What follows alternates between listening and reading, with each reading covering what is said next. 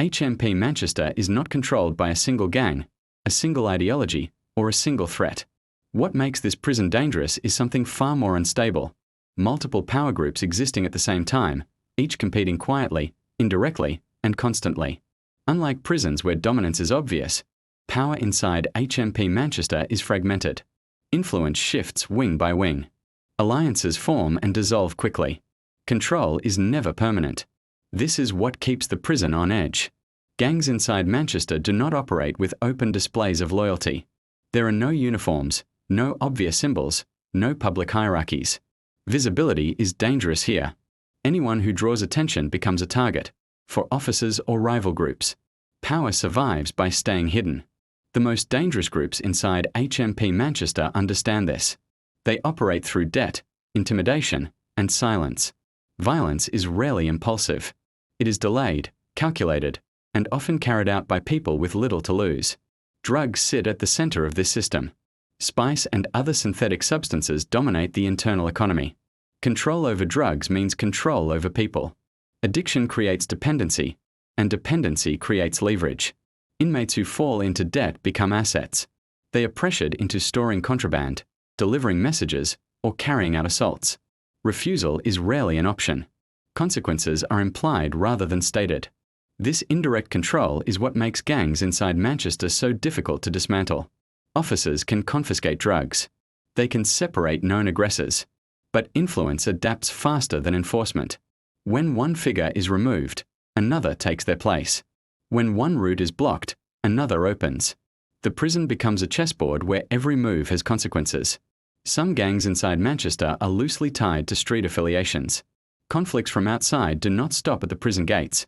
They are imported, unresolved, and often intensified by confinement.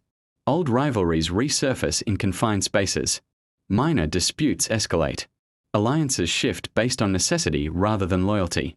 This volatility creates constant tension. Unlike long-term high-security prisons where populations are stable, Manchester's high remand population introduces new players constantly. Inmates arrive fresh from the streets, carrying active conflicts, addictions, and fear.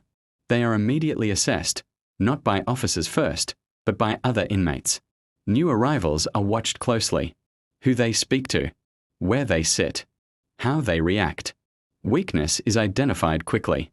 Those perceived as vulnerable are approached, sometimes offering protection, sometimes offering drugs, sometimes offering both.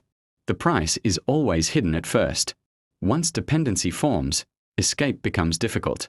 This is how gangs expand without ever appearing to do so. The most dangerous figures inside Manchester are not always the most violent. They are the ones who never have to get their hands dirty. They operate through intermediaries, inmates who are desperate, addicted, or already compromised. This creates layers of insulation. When violence happens, it rarely points directly to the source. Responsibility is blurred. Witnesses stay silent. Retaliation is delayed. Officers are left managing symptoms rather than causes. This environment forces staff into constant vigilance. Officers know that a calm wing can be more dangerous than a loud one. Silence often means something is happening beneath the surface. Conversation stopping suddenly when staff enter is a warning sign. Movement patterns matter. Changes in routine matter. Who avoids eye contact matters. Experienced officers rely on instinct as much as intelligence. When influence becomes too visible, the response is swift. Suspected leaders are separated. Housing assignments change overnight. Association is reduced. But separation does not eliminate influence. It relocates it. Isolated inmates continue to exert control through messages, favors, and reputation. The prison works to disrupt these channels constantly, but total control is impossible. This constant disruption creates instability. Gangs are never fully established, but neither are they eliminated. The prison exists in a state of managed imbalance, where no group is allowed to dominate completely. This prevents large-scale takeovers, but it also ensures tension never fully dissipates. Violence inside Manchester often appears sudden to outsiders. A fight breaks out. An officer is assaulted. An inmate is found injured. Inside, these incidents are rarely surprises. They are the result of weeks of pressure, debt, and quiet threats finally reaching a breaking point. Staff respond quickly. Lockdowns are imposed. Wings are sealed. Searches intensify. Order is restored, but the underlying structures remain. This cycle repeats because Manchester's environment fuels it. Overcrowding compresses people together. Drugs distort behavior. Staff shortages reduce supervision. Constant intake introduces unpredictability. Gangs thrive in instability. Even when officers disrupt operations, new vulnerabilities appear. A lockdown cuts off supply. Withdrawal begins. Desperation rises. Violence becomes more likely. Each intervention creates new pressures. This is why HMP Manchester never truly stabilizes. The prison does not collapse, but it never relaxes. Every day is spent preventing escalation rather than resolving causes. For inmates, survival means navigating this landscape carefully. Avoid debt. Avoid visibility. Avoid affiliation unless necessary. Many inmates try to stay neutral. Some succeed. Others are pulled in despite their efforts. Neutrality is fragile in an environment built on pressure. For officers, the challenge is constant assessment. Who is influencing whom? Where is pressure building? Which wing feels wrong today? These questions never stop. Working inside Manchester means understanding that danger is not always loud. It is often quiet, patient, and strategic. This is what makes the gangs inside HMP Manchester so dangerous. Not their size, not their numbers, but their ability to operate beneath the surface, adapting, shifting, and surviving in a prison that is always one incident away from crisis. And to understand how far this influence goes, you have to look deeper at the individuals who embody the system and the tactics that keep control just out of reach. That is where the next part of this story leads. When you're ready, say next 2K and I'll continue into how specific inmate roles drive violence, why officers isolate certain individuals immediately, how gangs exploit remand chaos, and the moments when influence almost overwhelms control inside HMP Manchester. Danger is rarely defined by a single name. It is defined by roles that rotate as inmates are moved, released, or isolated. When one figure disappears, another steps into the gap almost immediately. This is how influence survives. The most critical role inside the prison is not the enforcer. It is the organizer, the inmate who understands people better than force. This individual rarely raises their voice. They watch. They listen. They identify who is vulnerable, who is desperate, and who is already compromised. They do not threaten. They offer solutions. Protection. Drugs. Access. Every offer creates obligation. Once obligation exists, control follows. These organizers rarely appear on intelligence reports at first. They keep clean disciplinary records. They follow rules publicly. Their power is exercised through others, people who already feel trapped. When violence happens, it is often carried out by inmates with nothing left to lose. Those in debt. Those in withdrawal. Those already facing long sentences. Responsibility is fragmented. This makes enforcement difficult. Officers may know that influence exists, but proving it is another matter. Conversations are coded. Orders are implied. Communication happens through timing rather than words. A look, a delay, a coincidence. These are the signals gangs use. Remand prisoners are especially vulnerable to this system. Many arrive confused, frightened, and desperate for stability. Court dates loom. Families are outside. Anxiety is high. This makes them easy targets. An offer of calm in a chaotic environment is powerful. Drugs are often the entry point. What begins as a way to cope quickly becomes dependence. Dependence turns into debt. Debt turns into obligation. By the time an inmate realizes what has happened, escape feels impossible. Refusing demands carries risk. Reporting influence carries greater risk. Silence becomes the safest option. This is how gangs expand without recruitment drives. They absorb people quietly. Officers attempt to counter this through disruption. Housing changes are one of the most common tools. Suspected organizers are moved frequently. Wings are reshuffled. Associations are broken. But disruption has limits. Manchester's size and constant intake mean that new connections form quickly. The prison's instability feeds the very behavior it tries to suppress. This creates a paradox. The system prevents gangs from becoming dominant, but it also prevents them from disappearing. No group is allowed to settle, yet influence always finds new ground. Violence erupts when pressure peaks. A debt goes unpaid. A favor is refused. A message is misunderstood. When violence occurs, it is swift and targeted. Fights are brief. Weapons are improvised. Injuries are serious. Officers respond immediately. Lockdowns follow. Searches intensify. The wing goes quiet. But quiet does not mean resolved. After lockdowns lift, the same dynamics resume, often with more caution, more resentment, and deeper silence. This cycle defines daily life. Staff learn to live with it. Officers know that certain wings require constant monitoring. They recognize patterns, increased pacing, unusual groupings, sudden withdrawal from association. These signs prompt intervention. But intervention is never perfect. Staff shortages reduce supervision. Overcrowding limits options. Mental health crises divert attention. Gangs exploit these gaps. They time actions carefully. They wait for moments when staff are stretched thin. They use distraction as cover. This is why Manchester feels unpredictable. Not because control is absent, but because it is constantly contested. For officers, this means living with uncertainty. They may sense that something is coming without knowing when or where. This anticipation is exhausting. Many officers describe the job as walking into unknown risk every shift. Familiar faces can change overnight. Calm behavior can mask intent. Trust is limited. This environment shapes staff behavior. Officers rely heavily on procedure. Personal engagement is minimized. Authority is enforced consistently to avoid appearing weak. But rigidity can backfire. When inmates feel unheard, resentment grows. When rules feel inflexible, frustration builds. Gangs exploit this frustration. They present themselves as alternatives to authority. Not openly, subtly. A listening ear. A favor. A promise. This informal power undermines formal control. Manchester's leadership understands this tension. Policies are adjusted constantly. Security measures evolve. Intelligence gathering improves. But the prison remains reactive. Each incident prompts tighter control. Each tightening creates new pressure. The cycle continues.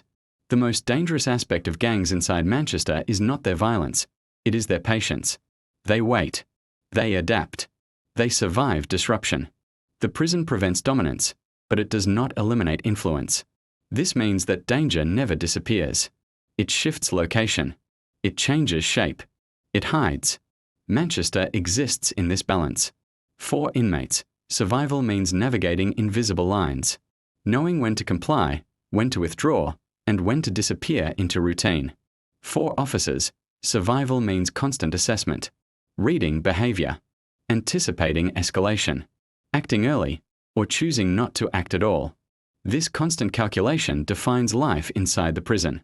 Gangs inside HMP Manchester are dangerous not because they control everything, but because they operate within a system already under strain. They do not need to overpower authority. They only need to exploit its limits. And as long as overcrowding, drugs, and instability persist, those limits remain. The prison holds, but only through continuous effort. The question is not whether gangs will disappear. The question is how long the system can continue to contain them without something giving way. That question hangs over HMP Manchester every day. Unspoken. Unresolved. Waiting. Near riot moments caused by gang pressure, how officers identify red list inmates, why isolation is used immediately, and the long-term cost of permanent instability. Di aspek insidi deprisa, tiar hari memensuan influence komes dan rusikos to overwhelming control. These moments are not dramatic prisons. As pressure builds inside the prison, there are moments when influence comes dangerously close to overwhelming control. These moments are not dramatic uprisings. They are subtle shifts, days when staff feel the balance tipping and move quickly to pull it back. Officers refer to these periods as hot phases. During a hot phase, intelligence begins to alert. Reports from different wings show other. These memes appear repeatedly. During a hot phase, intelligence begins to align. Reports from different wings echo each other. The same names appear repeatedly. Patterns emerge: unpaid debts, unusual movement, coded conversations. Nothing is overt. Everything is suggestive. This is when the system tightens. Targeted inmates are isolated immediately. Transfers are arranged overnight. Association is cut without warning. Entire wings can be locked down preemptively. To outsiders, these measures appear sudden. Inside, they are understood as necessary. Isolation is the prison's most effective weapon against gangs. When a suspected organizer is removed from circulation, influence fragments. Messages stop moving. Pressure points collapse. Violence is delayed. But isolation carries consequences. Separated inmates often become more unpredictable. Cut off from networks, they may lash out during escorts or searches. Officers treat these movements as high risk. Every escort becomes tactical. Backup is mandatory. Routes are planned. Timing is precise. These precautions prevent immediate harm, but they increase strain. Staff resources are finite. Focusing on one high-risk individual pulls attention from elsewhere. Gaps appear. Gangs notice. This is how pressure redistributes rather than disappears. The prison manages this through constant adjustment. When one area cools, another warms. Control is never absolute. It is dynamic.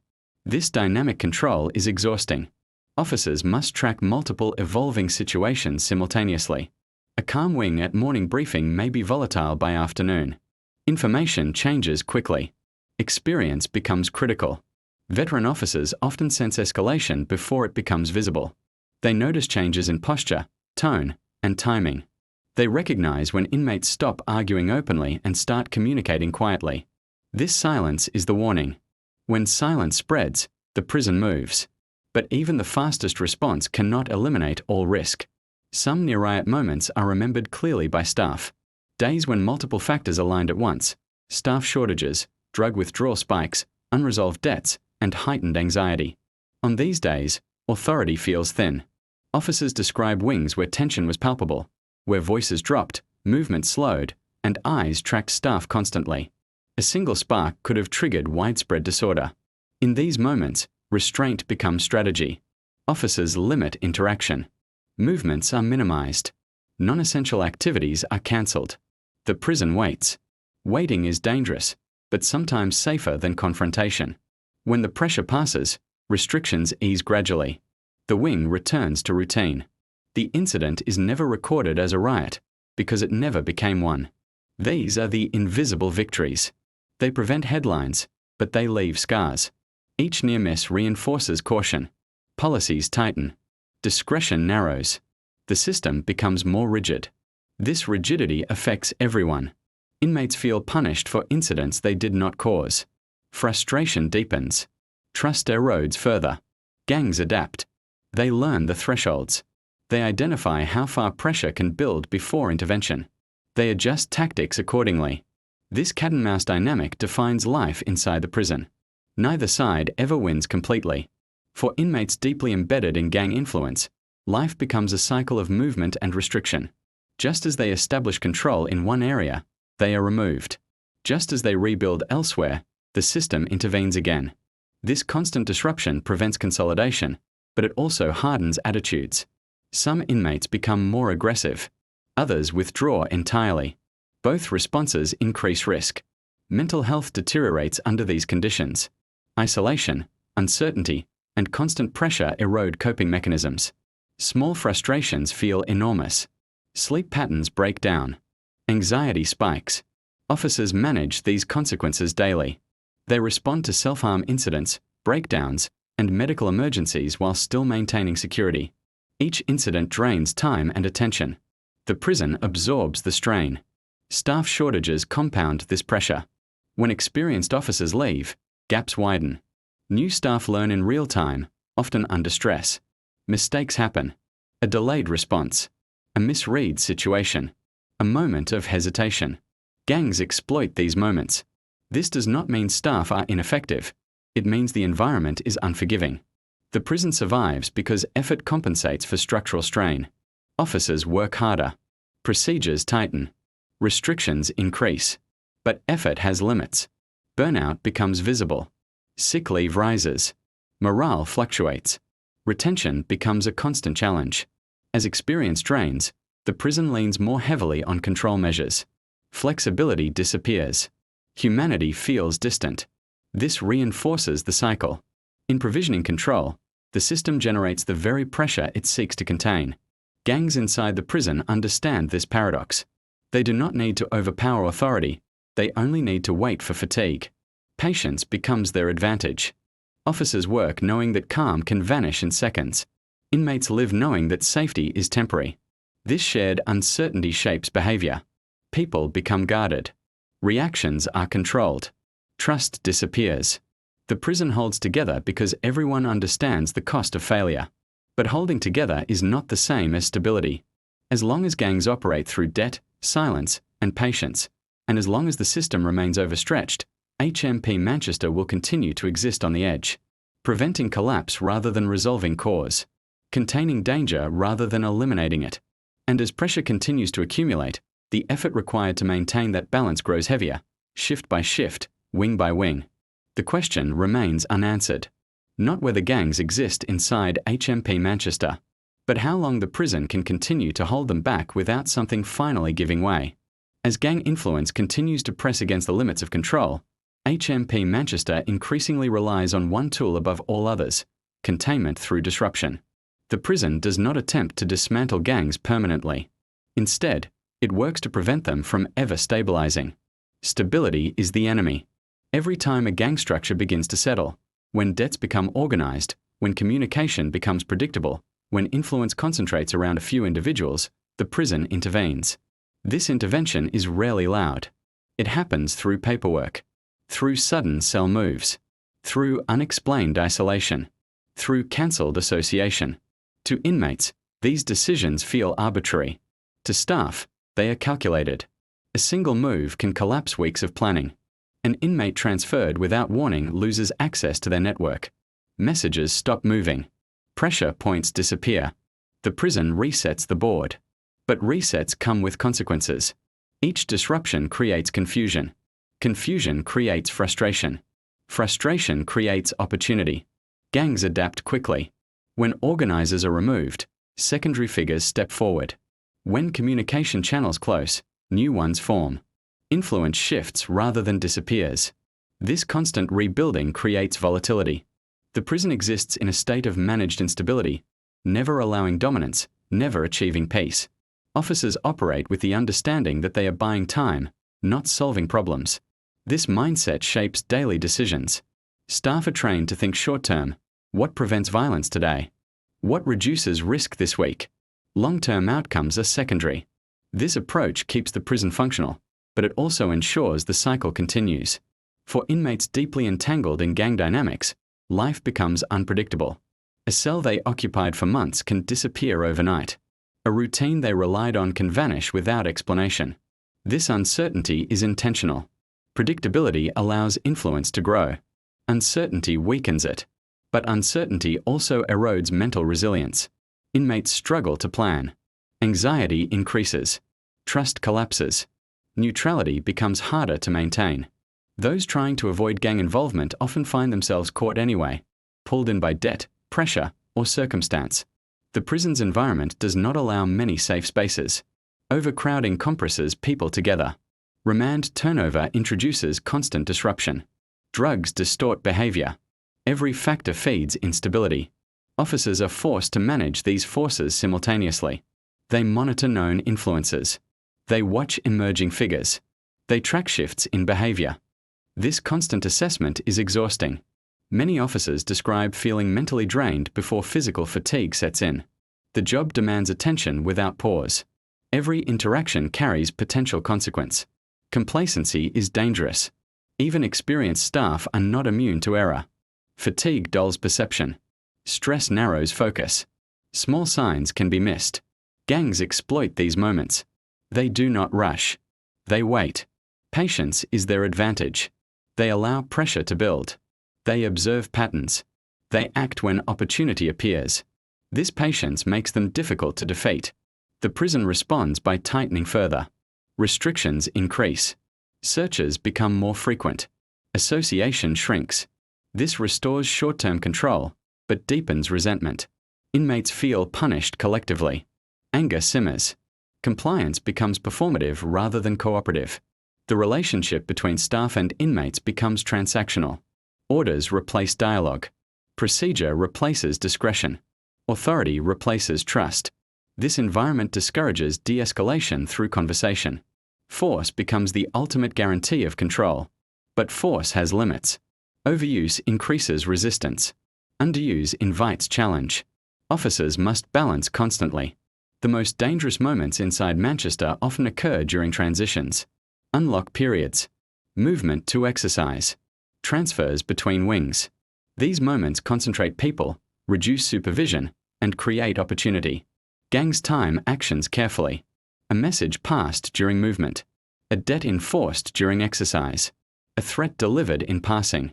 Violence, when it occurs, is swift and localized. The goal is not chaos, it is correction. The prison reacts immediately. Lockdowns follow. Searches intensify. Isolation increases. Control is restored. But the underlying dynamics remain. Each incident leaves a residue of fear and frustration. Staff become more cautious. Inmates become more guarded. The prison hardens. Over time, this hardening becomes the default state. Manchester does not soften after incidents. It tightens. This creates a ratchet effect. Control increases incrementally, but rarely decreases. As restrictions accumulate, so does pressure. The prison holds because people endure. Officers endure long shifts, constant risk, and emotional fatigue. Inmates endure uncertainty, restriction, and constant tension. Neither side escapes unchanged. The longer this environment persists, the more difficult it becomes to imagine alternatives. Both staff and inmates adapt to instability as normal. This normalization is dangerous. When instability becomes routine, warning signs lose urgency. Near misses become accepted. The edge feels permanent. Manchester operates here. Not collapsing, but not recovering. Gangs inside HMP Manchester survive because the system around them is stretched thin. They do not overpower authority. They exploit fatigue. They do not seek visibility. They seek leverage. As long as overcrowding persists, drugs circulate, and staff shortages continue, that leverage remains. The prison's ability to contain gangs depends not on eliminating influence, but on continuously disrupting it. This strategy has worked so far, but it demands constant effort. And effort, unlike concrete and steel, is finite. Every shift requires attention. Every decision carries weight. Every mistake has consequence. Manchester remains functional because people refuse to let it fail. But refusal is not resolution. The danger inside HMP Manchester does not come from one gang, one inmate, or one ideology. It comes from a system forced to balance too many pressures at once, every single day. And as those pressures grow, the space for error shrinks. The question is no longer whether gangs are dangerous inside HMP Manchester. The question is how long the prison can continue to hold them in check, without the cost becoming unbearable. That answer has not yet arrived. But the strain is visible. And it is growing.